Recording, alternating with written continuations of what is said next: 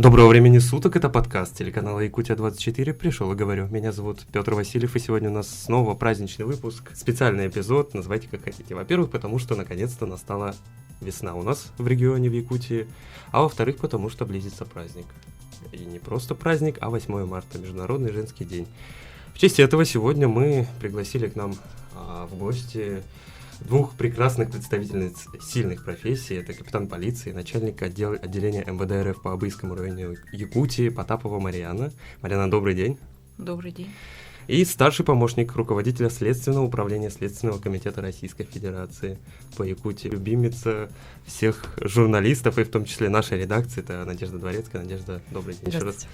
Да, мы, во-первых, с наступившей весной, с наступающими праздниками. Хочу вас поздравить. Спасибо, что пришли. Спасибо, что пригласили. Давайте начнем с первого вопроса. Как вы оказались на своем профессиональном месте? Это была мечта с детства, которой вы шли, или все-таки стечение обстоятельств? Ну, если вы позволите, я начну. Дело в том, что выбор моей профессии далеко не обусловлен мечтой детства. Это просто совершенно неожиданно. Я даже, когда училась в школе, никогда не могла представить, что я буду носить погоны, потому что мечта моя школьная, может быть, даже и на протяжении лет 8 я ее вынашивала в себе. Это было совершенно противоположное, можно сказать, место работы. Я хотела посвятить себя служению животным, скажем так. То есть мечта была уйти в спорт и посвятить себя конному спорту.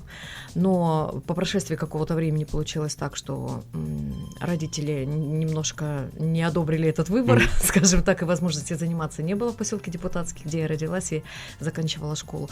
Небольшие сложности здесь были, но по прошествии времени, когда случилось так, что в 93-м году я пришла на службу в районный отдел, Устьянский районный отдел внутренних дел, я поняла, что нисколько не ошиблась со своим выбором, и то, чем я занималась тогда, и то, чем я занимаюсь сейчас, оно действительно очень интересно. Работы очень много, и, наверное, ее будет много всегда, и от этого она не теряет свои, скажем так, изюминки, своей любви в моих глазах, и с каждым каким-то, может быть, прожитым годом, может быть, месяцем, с какой-то ситуацией, которую внутри себя перевариваешь, я понимаю, что действительно я не ошиблась со своим выбором. То есть сейчас вы полностью на своем месте? Я думаю, что да, мне бы хотелось, по крайней мере, на это надеяться. Хорошо, Марьяна. Так, я пришла на службу уже после получения высшего образования. Я пришла осознанно. Я тоже по первому образованию не юрист. Образование получала в другом городе. И по специальности я инженер автомобильных дорог и аэродромов. Как вас так занесло? Ну вот так, после школы тоже я целенаправленно туда поступила. Училась в школе именно на эту специальность. Ну, у меня технический склад ума, поэтому так получилось в конце. А из-за почему моих личных убеждений, наверное, каких-то черт характера. Почему именно Абыйский район? Ну, я оттуда сама родом, поэтому я получила образование и вернулась в родной Абыйский район. Понятно. То есть это не распределение было? Нет. Хорошо. Считается же, что ваши профессии, вот Надежда — это Следственный комитет, Марьяна — это МВД, они сугубо мужские. Ну, вот есть такой шаблонный стереотип.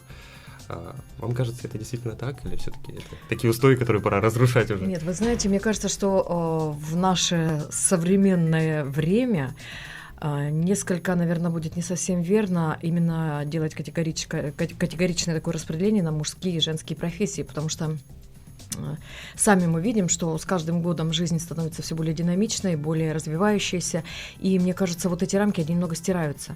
В какой-то ситуации вас может подвести ваша знакомая девушка, ваш знакомый молодой человек, какие-то приятели, друзья даже и так далее, и поэтому мне кажется, что именно черты характера, которые даны каждому, которые присущи каждому человеку, они, наверное, и закладывают вот это вот желание, возможность посвятить себя конкретной профессии. То есть вот у нас, допустим, я знаю на моем примере личном, у меня очень много коллег, представителей сильной, так скажем, половины человечества, замечательные мужчины, которые работают на должности пресс-секретарей, прекрасно справляются со своей задачей, и мы с ними очень отлично общаемся. Есть у нас в коллективе очень много девушек, которые также также работают следователями. То есть, казалось бы, что тоже несколько мужской склад характера должен быть, действительно такое присутствует, но тем не менее они прекрасно себя показывают, настоящие профессионалы, которых я тоже, забегая вперед, хотела бы поздравить с праздником. С наступающим праздником. Наши девушки большие молодцы, и действительно, когда я слежу за их работой, я просто в какой-то степени преклоняюсь перед их профессионализмом, перед их мужеством, потому что те уголовные дела, которые расследуют наши сотрудницы, они, конечно, тяжелые и в моральном плане, и в таком, скажем, наверное, даже физическая нагрузка очень серьезная ложится на их хрупкие плечи. И на севере у нас очень много работает девчонок, которые показывают себя действительно настолько стойкими, настолько мужественными, что даже в некоторых ситуациях приезжали молодые люди из средних регионов России, и по прошествии нескольких месяцев они покидали наши ряды и сказали, что нет, ваш север не для нас, уж извините. И вот как раз-таки вот в таких районах у нас девочки работают, и просто, конечно, они большие молодцы. Поэтому, мне кажется, нет сейчас категории мужская и женская профессия. В любой ситуации человек, который хочет посвятить себя какой-то серьезной работе, может быть, тяжелой, кажущейся внешне, мне кажется, если он имеет большое желание, он все равно будет работать и покажет себя профессионалом. Марина, у вас? Вы знаете, я не делала тоже гендерных разделений среди сотрудников полиции, потому что у каждого же человека есть свои сильные и слабые стороны, и при правильном применении как раз-таки черт характера, положительных сторон, каждый может добиться успеха. И я считаю, например, что в первую очередь сотрудник полиции должен проявлять человечность в работе с населением. А никогда страшно не бывает? Условно говоря, то есть вы получаете вызов, вы едете на вызов, а там огромный 2-метровый дядька, вооруженный, а вы маленькая, хрупкая, понятное дело, подготовленная девушка. Наверное, не то, что страшно, а вот самое опасное, я считаю, это выезжать на сообщение о стрельбе. Я тоже выезжала в свое время на такие сообщения, но одно дело рисковать своей жизнью, а другое это направлять туда сотрудников, подчиненных. И все время, когда они выезжают, например, на отдаленную местность, там отсутствует связь. И потом эти минуты просто превращаются в часы в годы. Ты сидишь и ждешь хороших новостей, не хочешь услышать ничего плохого. Вот это самое, я думаю, страшное, наверное, в моей профессии. Надежда, у вас какие-нибудь были эпизоды? Ну да, дело в том, что начала свою службу, как я уже упоминала, в поселке Депутатском, в Устьянском райотделе полиции. Там тоже нам приходилось, конечно, в различных ситуациях совершенно бывать, и очень неоднозначные были, конечно, моменты, но страха не было никогда. Я не знаю, может быть, это звучит как-то очень самонадеянно, самоуверенно. Были какие-то моменты, когда хотелось обратиться за помощью к опытным уже коллегам нашим, конечно, тогда обращались. А что касается этого, нет. На протяжении 7 лет я работала в госавтоинспекции в замечательном коллективе отдельного батальона ДПС ГИБДД по городу Якутску. Тогда у нас был очень слаженный, дружный коллектив. Тогда мы тоже выезжали на различные дорожно-транспортные происшествия, участвовали в патрулях, принимали участие, где и погони были, и стрельбы, и все это действительно очень увлекало так. Но действительно, правильно сказала моя коллега, что, наверное, в какой-то ситуации переживаешь больше не за себя, а за людей, которые находятся рядом. Потому что у нас были ситуации, когда действительно физически угрожали моим коллегам, потому что они старались, скажем так, прикрывать меня, потому как понимают, что человек с камерой безоружен перед людьми, которые агрессивно настроены. И поэтому ребята подвергали себя опасности для того, чтобы защитить тех, кто находится рядом. И тогда, конечно, в такие моменты несколько становилось немножко не по себе. Переживаешь, стараешься как-то тоже им помочь. И именно с этой стороны, наверное, и я как-то старалась осветить их работу в том плане, что они действительно люди, которые каждый день выходят на дорогу, люди, которые каждый день борются с преступностью в той или иной среде. Они действительно, мне кажется, в какой-то степени героические люди, потому что, выходя каждый день на место службы, они не могут 100% сказать, что они к сожалению, вернуться домой в добром здравии. Поэтому здесь, конечно, такой момент присутствует.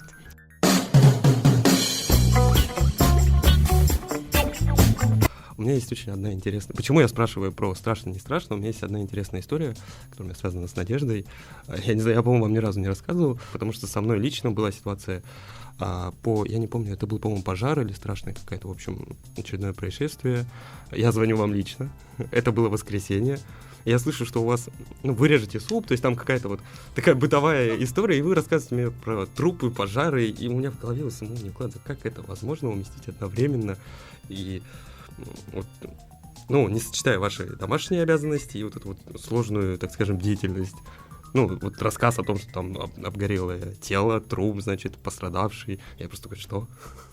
Как вообще это в одном человеке может умещаться? Вы знаете, честно говоря, я вот не знаю, как ответить на этот вопрос, потому что это уже, знаете, не просто работа для меня, это уже просто образ жизни, потому что вот эти вот годы, которые посвящены службе, они, конечно, накладывают, наверное, определенный отпечаток не только на мой характер, не только на мой образ жизни, но и на образ жизни моих близких. Сейчас я не выпускаю практически из рук телефон, потому что в любой момент может что-то произойти, и мне необходимо будет куда-то выехать, на что-то отреагировать, ответить на звонки ваших коллег, потому что тоже всякие бывают различные совершенно ситуации, когда необходимо быть в курсе, когда необходимо вовремя дать какой-то комментарий по какому-то происходящему событию. И, конечно, бывает несколько, скажем так, наверное, не совсем комфортно в том плане, что звонит телефон, ты отвечаешь на звонок, ты понимаешь, что это связано с работой, а здесь где-то рядом раздается какой-то такой лайф. Здесь дети бегают, кричат, здесь там какой-то посуда моется и так далее. Но это, я думаю, минимальные такие в какой-то степени неудобства. Это вот еще раз к тому, что и вы, и Марианна тоже, вы профессионалы огромные своего дела, и в любой ситуации, в любой жизненной, так скажем, происшествии вы всегда находите время на то, чтобы и нам ответить, и, собственно, своими делами позаниматься. Хорошо, вот вы обе упомянули о том, что у вас как бы плотный график, рабочее время занимает очень много, рабочие обязанности занимают очень многое время, а на себя время остается, на семью, на близких. Как совмещаете? Свободного времени у меня не так много, это вот издержки нашей профессии. Я стараюсь не растрачивать свое время. Я, например, почти не смотрю телевизор, не пользуюсь социальными сетями. Абсолютно. Предпочитаю живое общение с людьми. Встречаюсь с родственниками, друзьями. Люблю на природу уезжать. У нас очень красивая, дикая по-своему природа. Весной, например, хороша подлёдная рыбалка. Осенью приятно выехать в лес с друзьями. В отпуске занимаюсь собой, и люблю поспать, потому что я считаю, что здоровый сон – это залог здоровья душевного и всего организма. Надежда? Для меня, у меня совершенно противоположная ситуация, потому что я должна быть в соцсетях везде, я должна все время смотреть, все время что-то мониторить, где-то искать, где-то выискивать какие-то моменты, которые могут касаться работы моих коллег, потому что, еще раз говорю, нужно оперативно овладеть информацией, оперативно что-то где-то выяснять, уточнять, чтобы знание – это сила, поэтому в моей профессии, конечно, это очень важный момент. Но что касается отдыха, у меня тоже, конечно, существуют определенные пристрастия, и эти пристрастия я благодарна близким людям, которые их разделяют, потому что отпуск, когда выдается, конечно, я стараюсь выезжать в места, где у меня отдыхает не только тело, отдыхает и душа, отдыхают и слух, и глаза.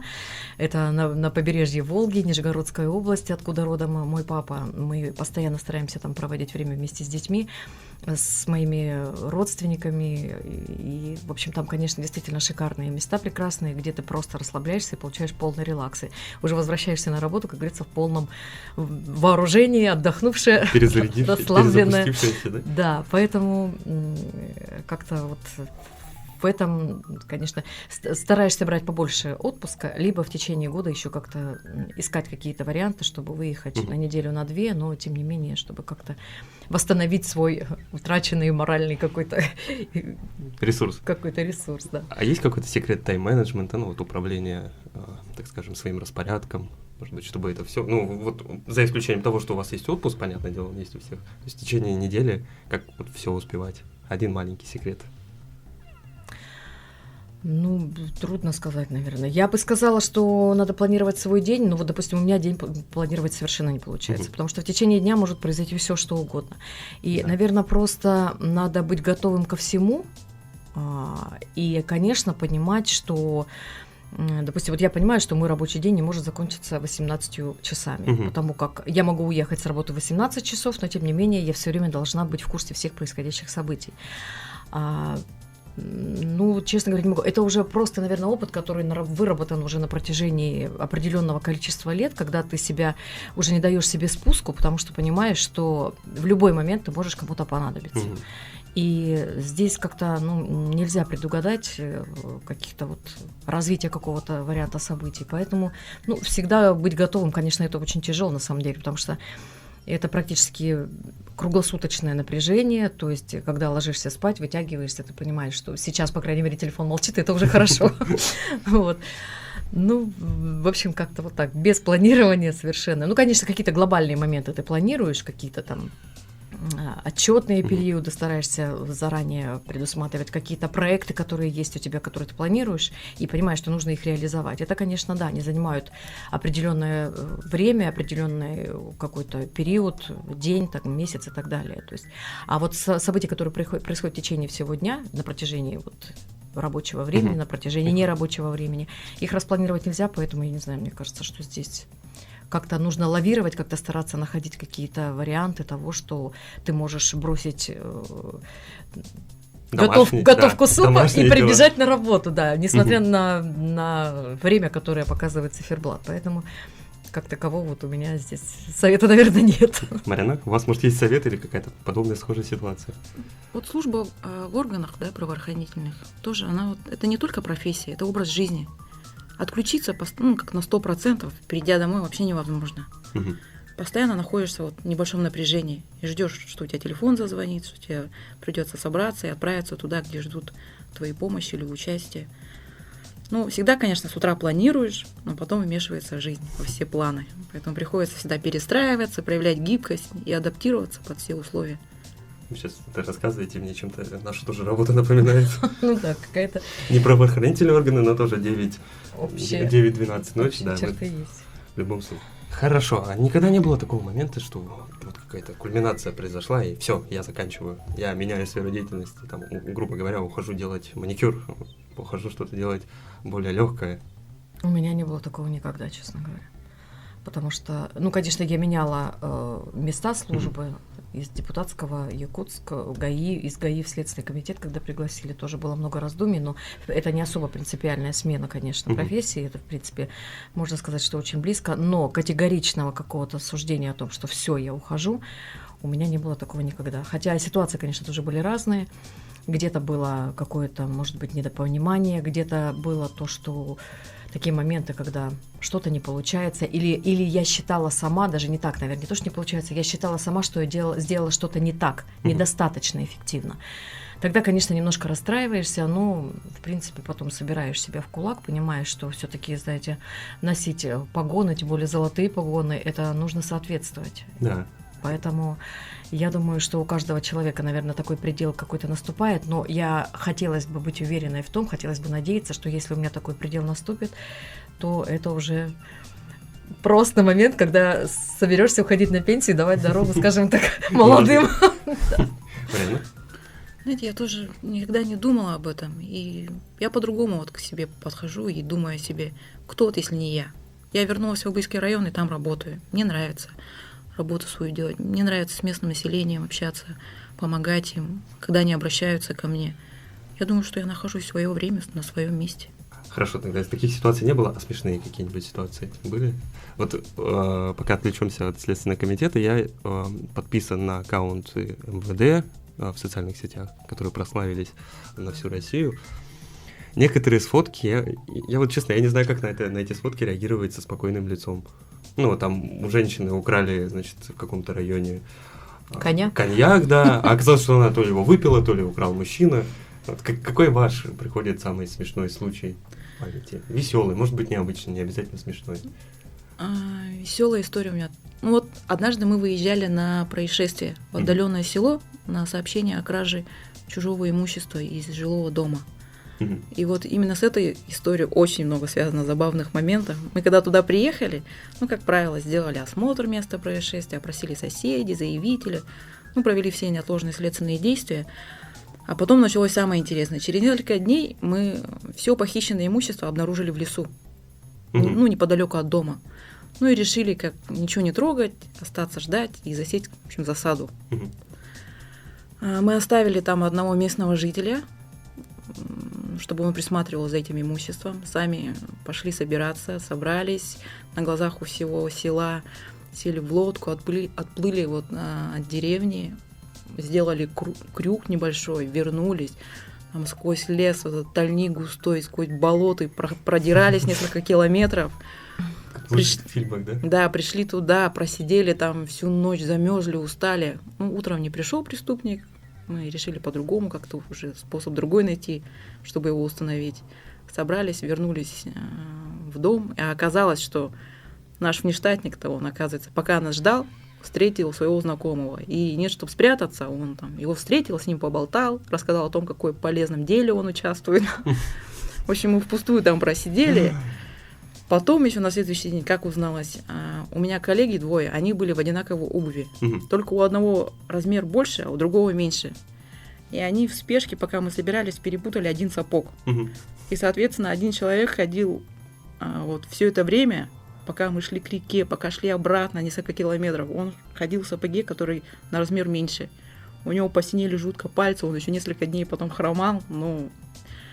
Все, конечно, закончилось потом благополучно. В итоге мы нашли этого человека, хотя он у нас также вот несколько дней прям под носом ходил, и мы его не замечали, можно так сказать. Ну, преступление мы раскрыли, а потом, конечно, долго смеялись над всеми этими. Надежда? Ну вот я прямо сейчас, знаете, сижу, вспоминаю, ну, забавных случаев у меня, наверное. У меня все связано только из категории черного юмора, поэтому я думаю... Да, пожалуйста. Нет, ну все-таки это немножко, наверное, будет не совсем уместно. Ну, смешных, необычных случаев-то, наверное, если вспоминать, то, может быть, и можно, но... Ну, эти так, каждый случай по-своему необычный. Ну, каждый, наверное, подход. Да. Ну, дело в том, что вот у меня... как сказать, сейчас общаюсь с различными, совершенно с разными людьми, и, наверное, что вот больше всего необычно, это, не знаю, насколько удастся мне объяснить, наверное, все-таки вот люди, которых ты знаешь, которых ты либо встречаешь первый раз, они вот, когда узнают уже давно, потому что работа такая, да, как говорится, но когда начинаешь рассказывать о каких-то моментах, определенных тонкостях своей профессии, всегда вот, в частности, вот новые знакомые, новые какие-то по работе контакты, они очень, очень этому удивляются и говорят, ну вот как? Особенно это часто бывает, но, наверное, меня поддержат в этом плане, что вот чаще всего это такая категория девушек, может быть, женщин молодых, которые посвящают себя всю себе в таком большом количестве времени. И когда они понимают, действительно, когда ты рассказываешь, чем ты занимаешься, у них просто наступает какой-то шок. Они не понимают, что можно так жить, что можно вот так вот работать. Кто-то работает, действительно. Да, как работаем мы, как работают сотрудники полиции, как работает служба МЧС и все ведомства, которые действительно являются оперативными. Но это... просто у людей вызывает полное недоумение. Мне приходилось общаться с такими людьми, которым вот ты сидишь, пытаешься донести мысли, они все смотрят, они просто не понимают. Они считают, наверное, что мы какие-то не от мира сего, или как это объяснить, не знаю. И вот это настолько меня всегда забавляло, знаете, просто, ну, не знаю, мне почему-то очень это забавно, очень интересно. И просто жизнь проживаешь так, а кто-то проживает ее по-другому, я не скажу лучше или хуже, просто по-другому. И когда вот эта вот разность в отношении к жизни, в отношении к себе, она вот встречается, наверное, и люди, с которыми ты знакомишься, получают какой-то эффект такой совершенно неожиданности. Да. И ты понимаешь, что, ну, так тоже можно жить, наверное. Поэтому вот как-то, может быть, так можно объяснить эти моменты. А может, у них просто есть какие-то свои восприятия того, как вы работаете? Ну, то есть вот они насмотрелись, допустим, фильмов, быть, да. Каких-то там определенный ореол романтизма у ваших профессий есть. Вообще не буду ни капли отрицать. И вот они...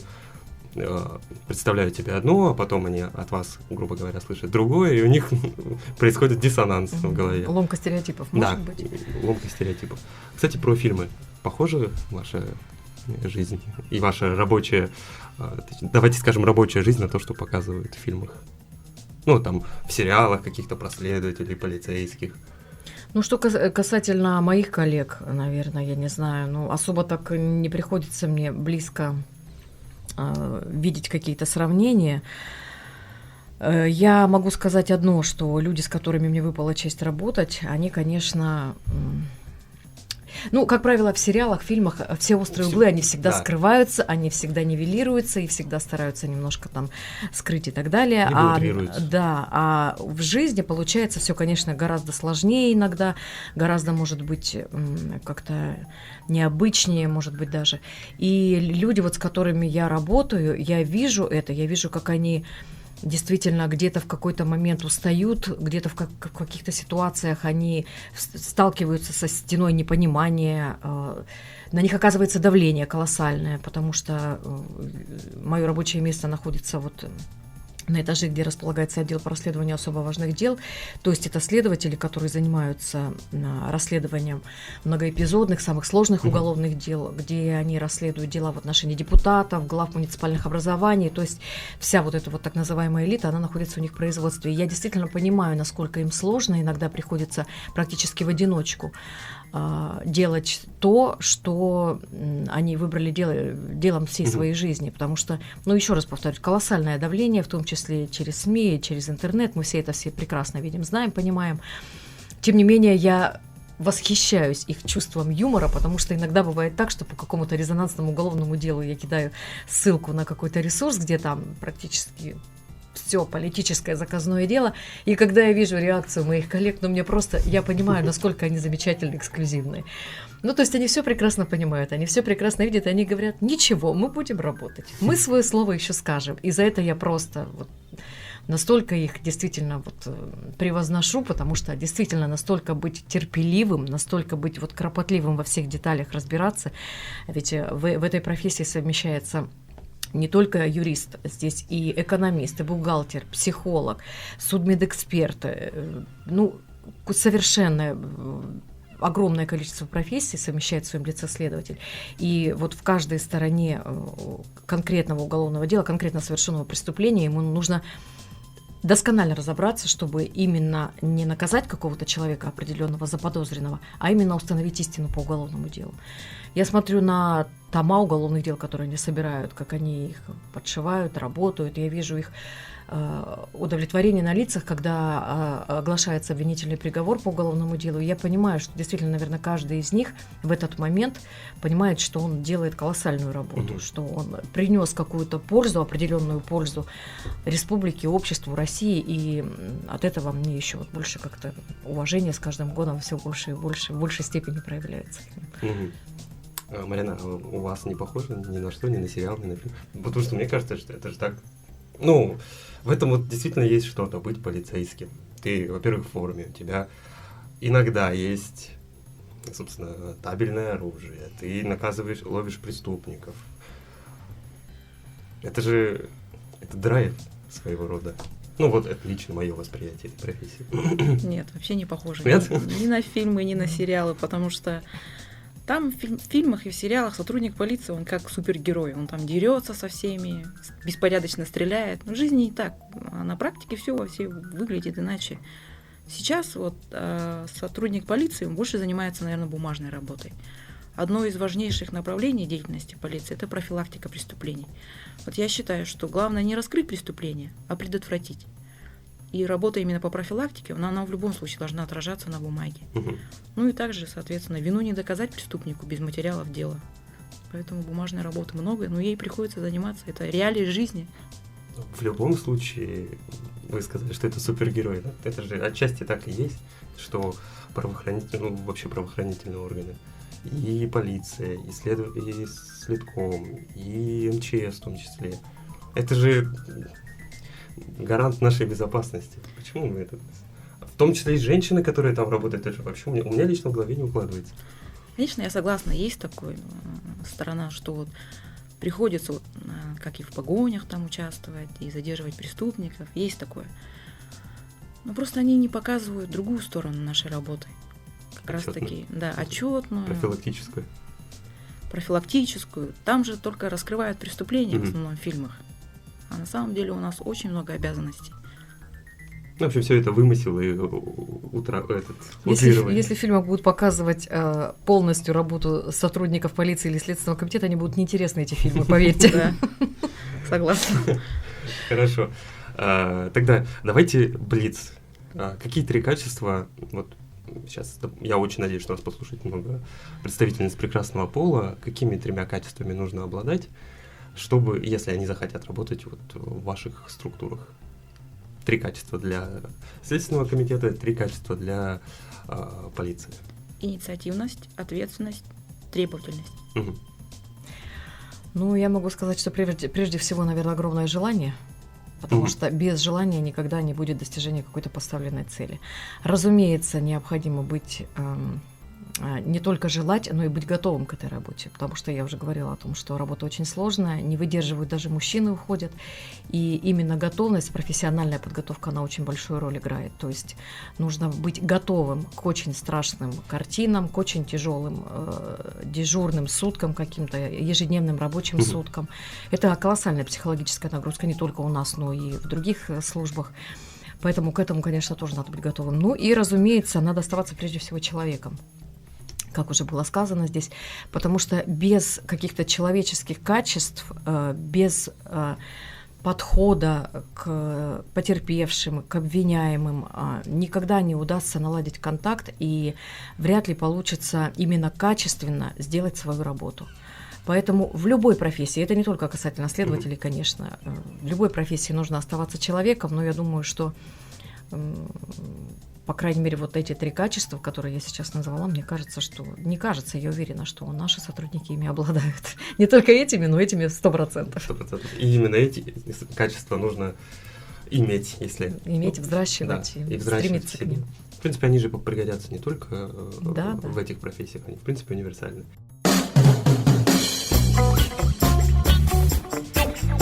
Хорошо, троянский конь у меня есть. Все-таки выпуск у нас праздничный.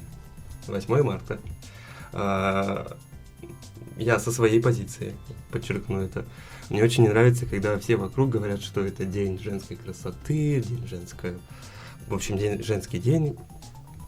Все-таки для меня женская красота, она не зависит от дня недели. Мне кажется, всегда женщину нужно уважать, любить и благодарить за то, что какая она красивая и так далее. Исторически вообще сам по себе день, он же появился как определенный день борьбы за солидарность.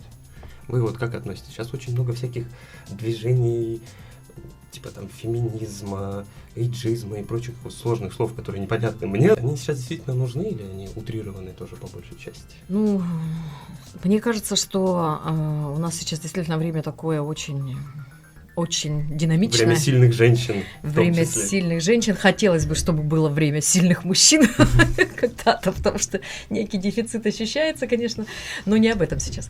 Но мне кажется, вот мое стойкое убеждение, каждый человек волен изъявлять свои мысли, свои какие-то желания, свои цели известными различными путями, да, но в этом во всем есть очень большие, мне кажется, подводные камни, когда человек несколько путает понятия. Да. То есть, если человек своим каким-то внешним видом необычным пытается привлечь к себе внимание, внешним видом, какими-то непонятными целями, совершенно, на мой взгляд, вот, допустим, непринимаемыми. Я не понимаю вообще совершенно. Вот я не буду, конечно, переходить на личности, но есть несколько таких примеров, деятелей, да, которые настолько негативно мной воспринимаются, именно, может быть, на волне, вот модное слово, на волне какого-то хайпа, попытки как-то себя преподнести, себя выпятить вперед, но при этом ничего особо пользы никакой не принося, по большому счету.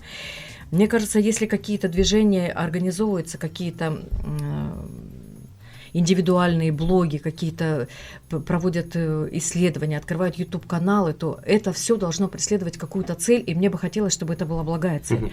Потому что негатива у нас в жизни очень много. Мы с этим сталкиваемся с Марианной и с другими коллегами каждый день, и все-таки вот какие-то, наверное, люди, которые не связаны вот со всякими, с различного рода проявлениями, вот как раз-таки вот с нашей стороны, скажем так, негатива, страха, ужаса, вот всех вот этих низких человеческих качеств, мне кажется, как-то бы, наверное, стоило бы, может быть, подумать о чем-то более насущном, может быть, о чем-то более нужном реально, людям. Да, о Мне реальном, кажется, об исполнимом. Потому что, ну вот тут страшно видеть, когда молодые люди, когда парень идет накрашенный с длинными ногтями, вот как я сегодня, ну это для меня, я не понимаю, как это вообще в принципе может быть.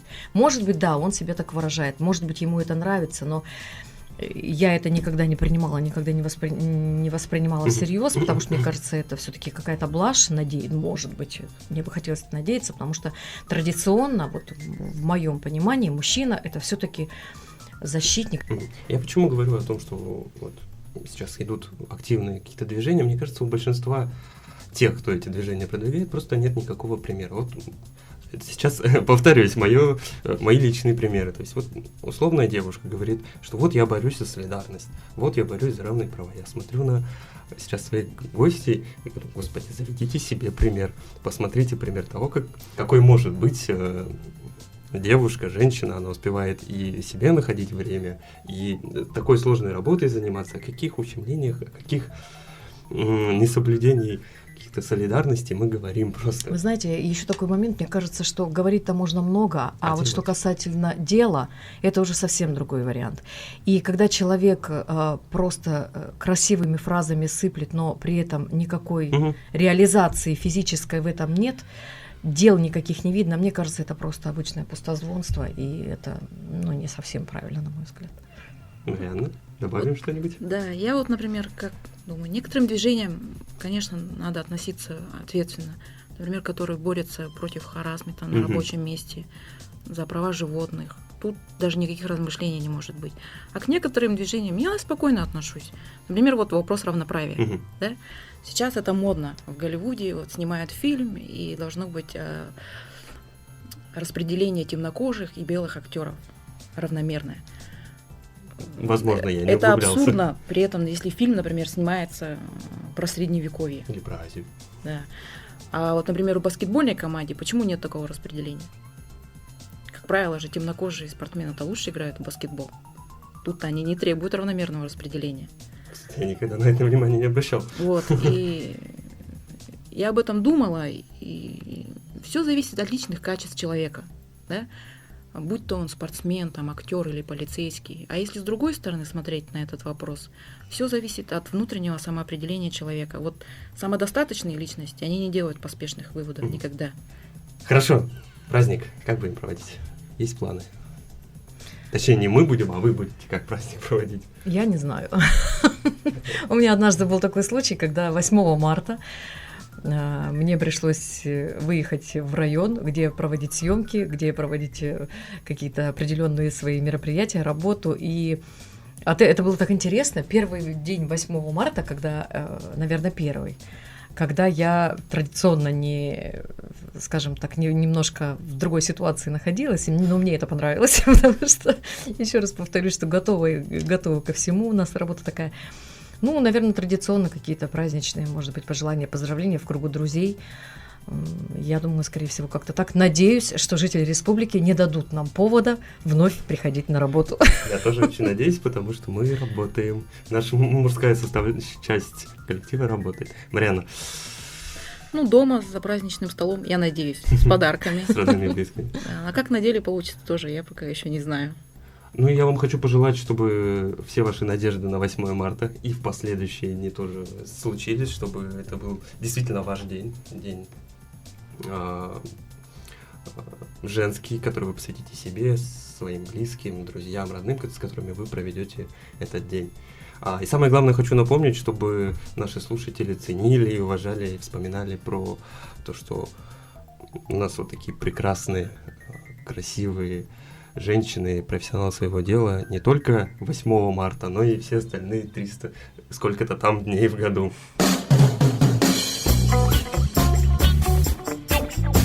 Пожелания какие-нибудь нашим слушателям? Да, мне бы хотелось, конечно, коснулась я этого момента, выразить огромное восхищение, огромную признательность всем моим женщинам-коллегам, с которыми мы работаем бок о бок уже на протяжении, я вот уже, по-моему, 19-й.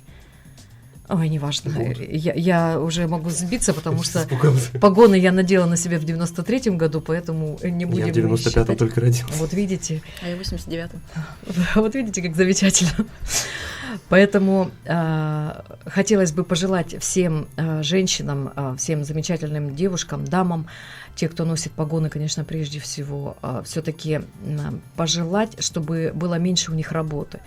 Потому что спокойствие наших граждан, конечно, в большей степени оно зависит от нас, зависит от всех силовых структур, но, однако, все-таки поведение самих наших граждан, принципов ответственности за свои поступки никто не отменял. Поэтому мне бы хотелось, чтобы наши женщины, наши коллеги оставались такими же замечательными, такими же улыбчивыми, несмотря на все сложности в профессии, чтобы они находили время для себя, для своих близких, ну и, разумеется, находили время для отдыха, для расслабления, для спорта и так далее. Ну а всем жительницам республики мне бы тоже всех хотелось поздравить с весной, пожелать всем красоты, удачи, успехов, быть полезными, как я уже сказала неоднократно, своей стране, приносить пользу и, разумеется, провести этот день и последующие дни все-таки с пользой, с радостью на лицах, ну и быть такими же прекрасными, позитивными и замечательными. Марина? Я хочу пожелать всем мира и благополучия.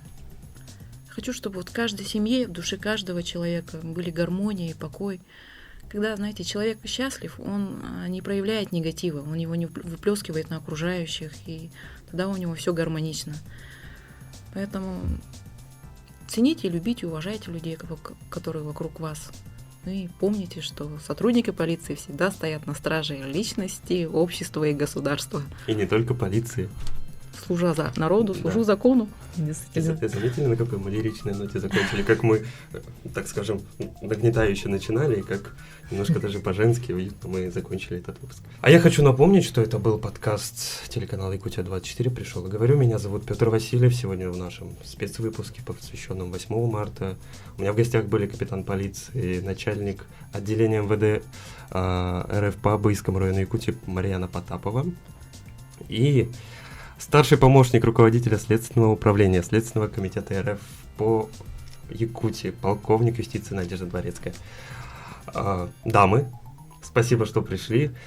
А я хочу напомнить, что не забывайте подписываться на наши новые выпуски в приложении Apple Подкасты, слушайте нас на Яндекс.Музыка и в приложении ВК. Следите за обновлениями на сайте yak24.ru и в наших социальных сетях. Услышимся!